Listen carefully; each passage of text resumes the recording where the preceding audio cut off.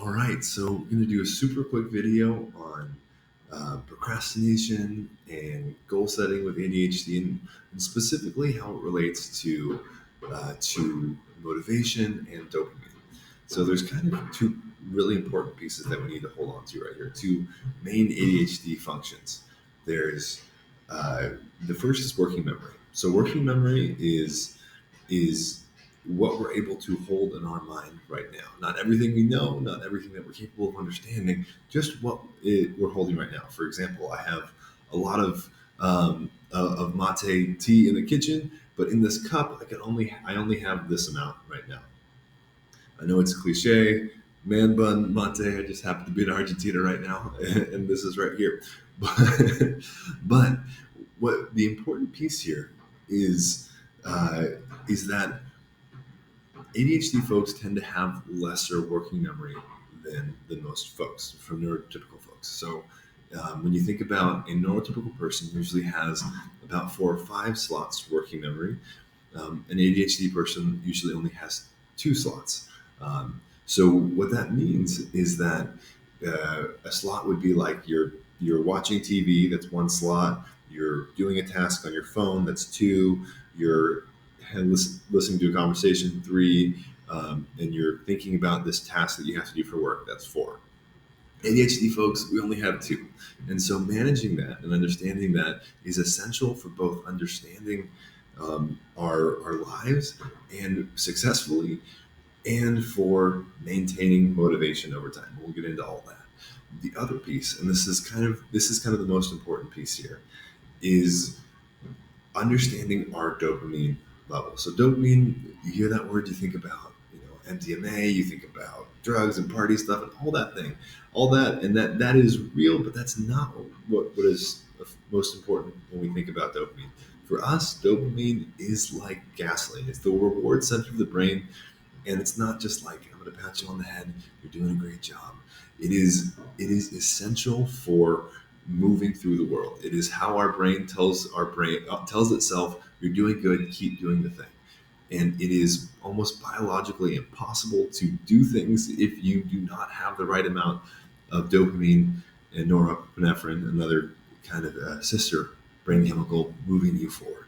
And so with ADHD, what we have is a dysregulation of dopamine. Sometimes we have too little, and sometimes we have too much, and that can feel overwhelming at times. Sometimes we get stuck doing something. That's what's called hyperfocus. But often what happens is we feel like we can't start, or we get stuck doing something that we shouldn't be doing, and we can't transition to doing the thing that we want to do. So one of the really important ideas here is to understand how can we maintain the dopamine that we need all the time. How can we give ourselves the dopamine that we need to start something? How can we maintain the dopamine that we need to continue and finish doing the things that we both want to do and that we need to do? So one of the cool ways to think about this, and this is we'll get into a little bit more, but kind of the only silver bullet when it comes to ADHD management is this concept right here. And this is one of my favorite things to do with my clients. So when you think about, I'm going to draw an arc here on this piece of paper. And this is the arc. Think about this arc as the attention of a neurotypical person. So around the arc, this is attention for school,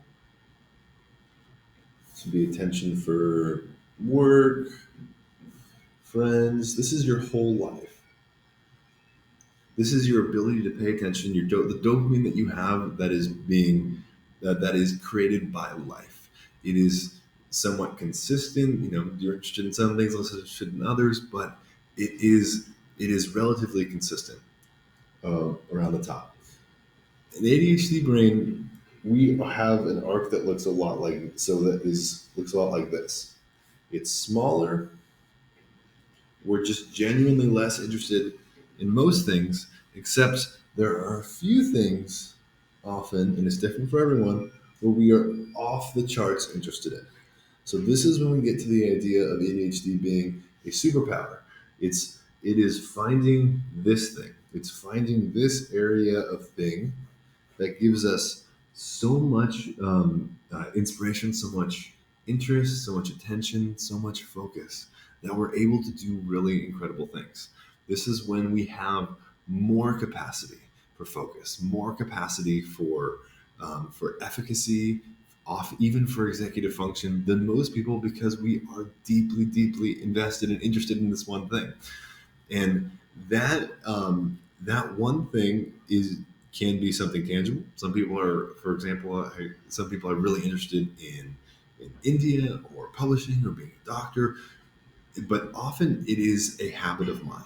So what I mean by that is, um, for some of my clients, it is the idea of it's problem solving. So that's instead of having a creative idea, we want if the task is I have to solve the problem in front of me, I'm engaged. For other folks, it's finding the core principles of something. If I can break this down to its component parts and I understand the fundamental pieces that shape and move this thing forward, then I'm deeply engaged. And it's something like that, but a little bit more. So, for example, another client, it's I want to help find the things that are important for helping people make the right decisions in the world, and then collaborate with people and then to share it. That's a very specific thing. But with this particular client, they've built a career doing this thing and they're more capable than just about anybody else I know because they're living in this Goldilocks zone of hypercapacity. So finding that thing for you can be life changing because otherwise when we're outside of that, we're down here. And this is where we struggle. And so all the other things that we're going to talk about is how do we deal with being down here? This is and we can do it, it's just harder. The goal in an ideal world, we would find what this is and then learn to apply it to everything else. So, and that would give us more capacity. We could be than most folks, but it's not always easy. So, when we come down to the second arc of attention, one of the things to think about is we want to think about life as a dopamine threshold. So, you know, we think about decision making things in your brain. This is true for everyone, but especially it's true for us. It's often a competition of feelings. Do I want to do this more than I'm afraid?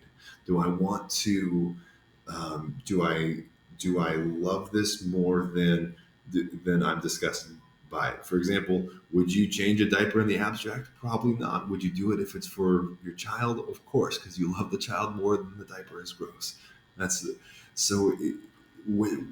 The thing to think about here is what I like to call the dopamine threshold. So, if this is a task, do you have enough dopamine to get over this threshold? So, if this is the task, and we'll get into what this is on the right side, but this is the task, this is how hard it's going to be. I need more dopamine than the difficulty of the task to get over it and to do it. And so, to do that, we can either to do a task, we can change either measure. We can give ourselves more dopamine, or we can lower the difficulty of the task. And the difficulty of the task is not, and it's not an objective thing, it's how hard we think the task is going to be. And this is where the working memory thing comes in. So, what we often struggle with the ADHD is that we can so often we remember everything that we have to do, but we remember it out of order. And so, if you think about a sequence of things that we have to do, so we're packing for a trip, and each of these little circles is a thing to do to get ready to pack for the trip. Each of these is a thing that you need to put in your bag to go. And we're going to do first the neurotypical person will be able to say, do this thing, and then this thing, and then this thing, and then this thing, and this thing. What we struggle with because we have that limited working memory and we're struggling to hold all these ideas in our head so that we can correctly sequence them, what it often feels like is not if each individual task is a small circle, it all gets smashed together because we think about it all. We kind of think of all the steps as being step one. Step one is to do everything because we're having trouble sequencing it. What it makes is this massive first step. So instead of a series of small things that don't seem difficult, that are low dopamine, that we wouldn't need a lot of dopamine to do, we have one thing that is a massive task. So, one of the most helpful things for us to do when it comes to procrastination is to break, is to take our working memory, take it out of our brain, put it onto paper. Think about all of the things that we have to do. There's a bunch of ways that we can do it, but the central theory is take everything in our head, put it on the paper, and then restructure the way that we do things. Structure it on the page. We don't have to do it in our mind, so we can think about each individual step uh, as being important. So we can make our lives like following instructions one at a time. Each individual piece can be won't be that hard, but then we can move on to the next thing, one thing at a time. Each step is an individual task versus the whole thing being one big, overwhelming task. And that is what I found to be the most helpful for procrastination with ADHD is taking this big, difficult thing, which is the whole task, and allowing ourselves to let it out of our brains by writing it down, giving ourselves a separate working memory. And there's a bunch of ways that we can do this, and and making each task a smaller task and making it easier, bite-sized chunks. So that is procrastination. And there's obviously more here we can go into another time. But there's when it comes to goal setting, what's really important to keep in mind is that we want to hold we want to hold the ideas of what we want in a way that allows us to fuel right now. Our goals are relevant because it helps us choose a direction that we want to go. But especially for ADHD, our goals are relevant because the context of them will give us purpose and dopamine right now. The idea of the future will literally give us the fuel to take us there.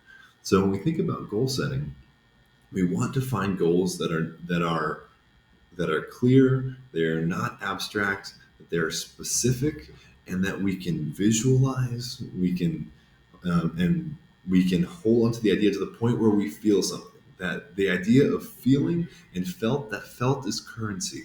That is how we move through life. That is the monetary system of our brain when it comes to action and activating is how do we feel moment to moment, that do we have enough feeling, enough dopamine to move us through life. So when we think of goals, we want to think of something that is specific. We can visualize it to the point where we can feel it, and then we can think backwards from there how we can achieve it. And each step in the path is then infused with the dopamine of the larger goal that we're pursuing.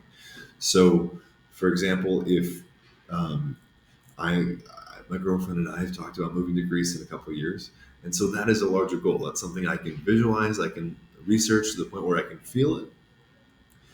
And now every step along that way will be infused with the feeling of, oh yeah, this is for Greece. This is for the sunshine.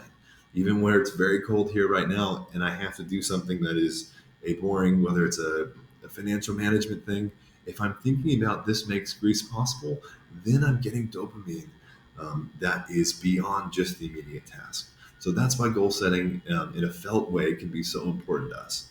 It's also often really helpful. We struggle for a number of reasons to plan forward towards something. It's often very helpful to plan backwards. So if you have a trip in 2 weeks, it's often very helpful to think starting now, how am I going to set plans to, how am I going to starting in 2 weeks, working backwards. When do I need to do things to get things done on time versus starting now, and working from now forward. So a couple different pieces there, a lot going on. There's obviously so much more here, and I'd love to talk more about it, but I don't want this to be too long. So I'm going to cut it off here, and let me know if you have any questions.